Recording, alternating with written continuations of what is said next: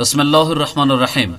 اعلامیه امارت اسلامی افغانستان در مورد ششم جدی 44 سال قبل از امروز در ششم جدی سال 1358 هجری شمسی نیروهای اتحاد شوروی سابق بالای افغانستان تجاوز کردند.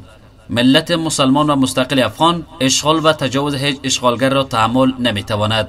به همین سبب در برابر شوروی متجاوز جهاد بزرگ و سرتاسری را آغاز کردند که در جریان 10 سال به نصرت الله متعال و قربانی های بیدرق ملت مجاهد ما اتحاد شوروی سابق شکست خورده و تمام نیروهای اشغالگر آن از کشور رانده شدند. امارت اسلامی به نمایندگی از ملت خیش تجاوز شوروی سابق را محکوم می کند و جهاد ملت شجاع و مبارز افغان در برابر آنان را تمجید می نماید.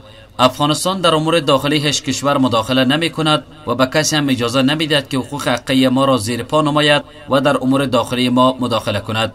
افغان ها به حیث ملت مسلمان می خواهند با جامعه بین المللی در چارچوب اصول اسلامی روابط حسنه و قوی داشته باشند که در آن احتمال ضرر به هیچ کسی وجود نداشته باشد. امارت اسلامی افغانستان از تمام کشورها و جهت‌های دور و نزدیک می خواهد مکلفیت خویش را در راستای ایجاد و تأمین روابط بهتر و قوی در مطابقت با اصول اسلامی ادا نماید تا گام‌های بلند به خاطر امن و رفاه در منطقه و جهان برداشته شود و نابسامانی و ایرانی و بی‌باوری ناشی از جنگ‌های گذشته از میان برداشته شود. و سلام. امارت اسلامی افغانستان.